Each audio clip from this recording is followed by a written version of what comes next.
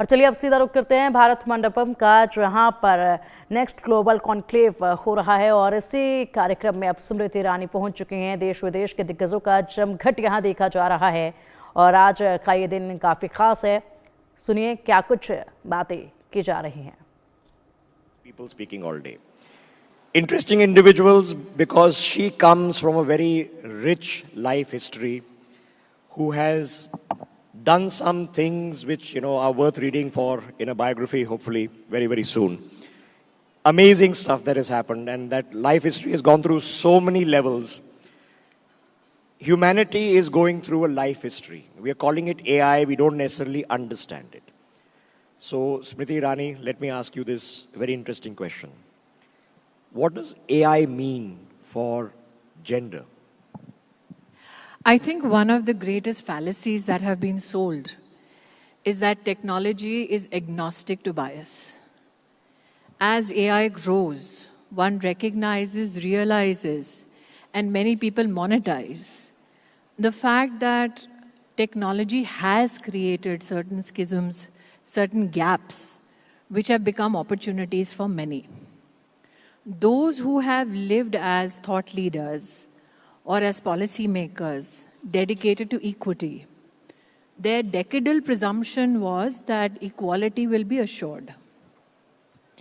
That is still a challenge. When you talk about the age, let's say, of AI, many people compute how much it'll add to a nation's GDP. Not much psychological computation has been done as to how it'll affect the psychology of consumerism. And from a gender perspective, if you look at global research, you will find that of everything that women earn, close to 80 to 90% of their own earnings goes into the health and education of their own families. Now, as technology enables consumerism, you will find today that research says 72% of purchasing decisions are affected by algorithms. One would presume that that algorithm would deepen your engagement as a woman on spends of education and health because you are genetically predisposed to it. But what happens is that technology, and the Journal of Psychology especially says that women through algorithms get 22% more spending on perishable consumerables and are 30% less likely to get algorithmically driven data sets or content which encourages them to invest. So I believe that there'll be a tectonic shift in consumer behavior, especially with regards to gender, without a genuine understanding as to how psychologically that spend is being driven by that algorithm. Okay, like I said, this is a very interesting concept. So we are saying that technology, AI, as I was talking to you right off stage, should be gender agnostic, right? There is a presumption it should be. It's a presumption made, yes, but it is not, obviously.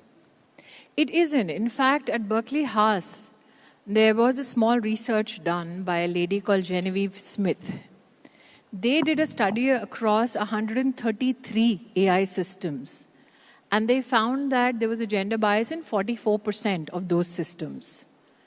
Now, why this research came about also is very unique. Genevieve Smith, along with her husband, applied for a credit card in the US. She had the same money in the bank. They, in fact, had a joint account. Her credit score was better than the husband's, and her tax returns were as transparent as the husband's.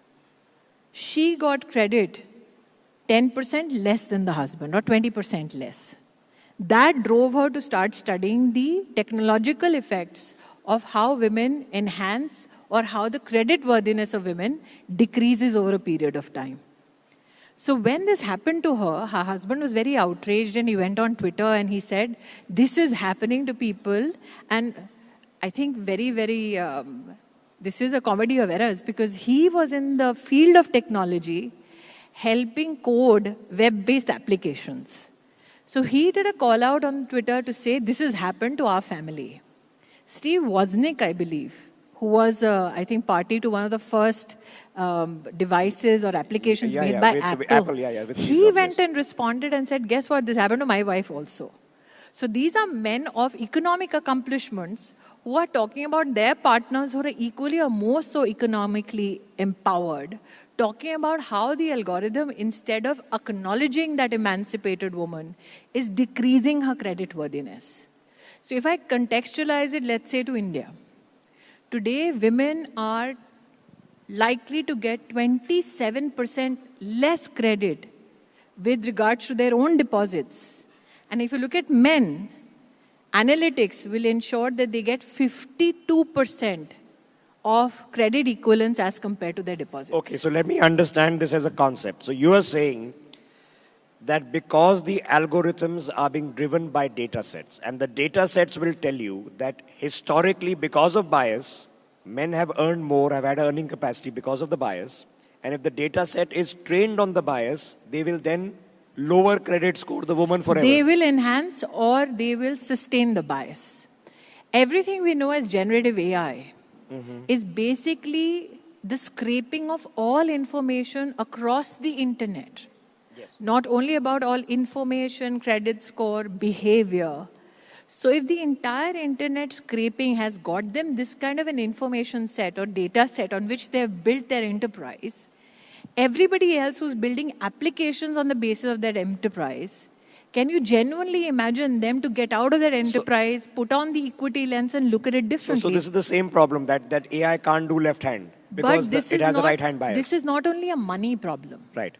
Anybody in the automobile industry today knows that internationally a lot of AI is being used to check safety measures.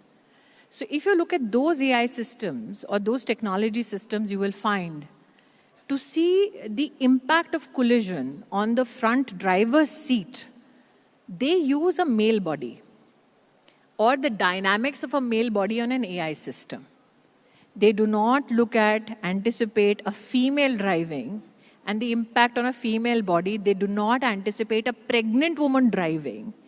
And research now has showed that in the same scenario, because women at the secure testing drive phase itself are missing as a consideration in research, 44% women are more likely to be injured in the same kind of accident that a man may have, and 17% more are likely to die as compared to men. Okay, so if it perpetuates bias, I mentioned left hand, right hand. You ask an AI imaging tool to come up with an image of a left hand person writing, they can't because it is such a bias that all the images they're trained on are right handed. So when there can be a racial bias when it comes to the data scraping that you're doing. Yes. We've seen that as a problem. Most facial recognition systems, 80% of them are based on either a white skin or a male. Even fingerprint scanners. Absolutely. So the second then layer comes in is that if we human intervene, which is what happened very famously with one of the biggest companies, tech giants, that the AI then refused to, for example, show African American faces. In fact, it refused to create in them fact, in because the there was human credit card, intervention. in Yes. the credit card reference that I gave you, the bank's algorithm refused to digitally correct the system. The bank had to manually correct the bias. So it's not only this one instance that you're talking about which had a racial bias. It's the computed even, I think, new firewall against any attempt to correct bias that even a bank of repute, and this is an open research which anybody can look at. So the presumption, like I said, that is it only about consumer behavior? Is it only about credit worthiness? Is it only about, let's say, how much credit card score a woman will get? No, it's also about safety. For instance, by the year 2030, because there is a lack of, or there is amplitude of money for health innovations for every other person except women, the loss to global economy will be around $15 trillion. Now, many would wonder, what has that got to do with a nation's economy? So if you are a menopausal woman and in the workforce, let's say in the US, the computation of loss only for menopausal female working within a company and companies collated was $2 billion. So health innovation will never look at this issue and say this is a very, very genetic issue or gynecological issue with women. It has nothing to do with an economic impact. So one presumed, let's say a decade ago, that these are the risks that maybe AI or technology can red flag so that policymakers can work cohesively towards bridging those gaps.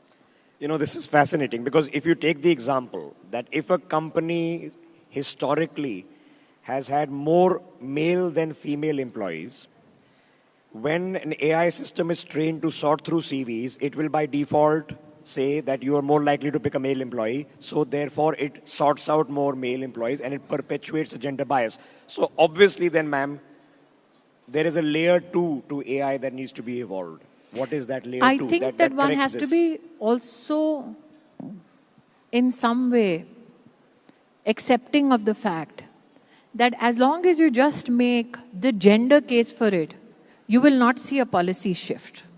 You have to economically evidence it for governments across the world to understand the economic loss. For instance, there is a report which computes the loss of female jobs because of automation and AI in the US. 79% of the jobs currently held, around 59 million women in the US, they will lose their jobs and they are most at risk to lose their job to automation. Now, imagine if these women are contributing to a family system predominantly on health and education. Can you imagine the economic loss to that community, that system, on those two verticals of spend? I think one of the greatest tragedies which has happened on the issue of gender is that we've always had a rights-based conversation on it. If there was an equal amount of conversation on the economic impact of not ensuring equity, we would have not seen the kind of bias which right now is hidden in a lot of rhetoric. But we would have not seen it if we had made an evidence-based economic case for it maybe a decade and a half ago. Okay, so huge amount of effort is now being made to reach the goal of artificial general intelligence. And we are going to be devoting hundreds of billions of dollars in the compute and the hardware to get this done. If we do this, how do we, as people studying these matters and understanding these matters, what do we tell the tech guys? What do they need to do? The tech guys are in pursuit of the new frontiers of technology. They are not in pursuit of equity and equality. So that's the wrong ask. Today, of the world's AI professionals, only 22% are women. 17% are in somewhat leadership positions. India, in fact, if you look at the numbers for 23-24, you'll be shocked. Generative AI courses, the surge in the number of women who want to understand generative AI is 720%. But generative AI courses which can help you become leaders in AI, that in India for women has gone up by 800%. Which means women understand that it's not only essential to be a consumer of AI, you have to lead in that field. Otherwise, there is not a lot of agency in just becoming a consumer. You don't want to be an enterprise which white labels and builds on an enterprise. You want to be an enterprise. But for you to be an enterprise, you need to understand the technology. So do not expect the technologists. They are chasing the next frontier of technology. For instance, I think Pranjal was here and he spoke about Davos. In Davos, everybody was talking about Anthropic, AI agents. You come out of Davos and in 3 days, you had DeepSeek. You are still recovering over DeepSeek. And suddenly Microsoft comes out with its quantum chip. So technology is rapidly changing. But that technology has been in making for a number of years. The issue is, who are the people who can tell technologists or companies that this is an aspect that you need to ensure is relevant enough when you develop technology? That, I think, is a lens that only policymakers and thought leaders can bring. But can policy makers and thought leaders influence the data sets? Because the AIs are being trained to literally think for themselves on the basis of data sets. Not to think about data sets. Not how data sets are right now. I don't think that many thought leaders or policy makers can even comprehend the alacrity with which data is now getting computed. Why I'm saying policy makers need to put a lens at it. Quantum computing, if you look at it from a financial market point of view, in the financial modeling, they'll talk about risk analysis. They'll compute, let's say, the time taken in terms of fractions for what you would normally take a century. They'll do it in, let's say, 2-3 hours or 10 hours. Now, if the model is not built to recognize these little fissures, then you'll have a problem. So while your frontiers of technology are shifting every day, or let's say every week, it is incumbent upon governments who are talking to tech giants to say, apart from safety, can you look at these financial models that are getting affected because people are getting left behind? For instance, technology predominantly speaks in English.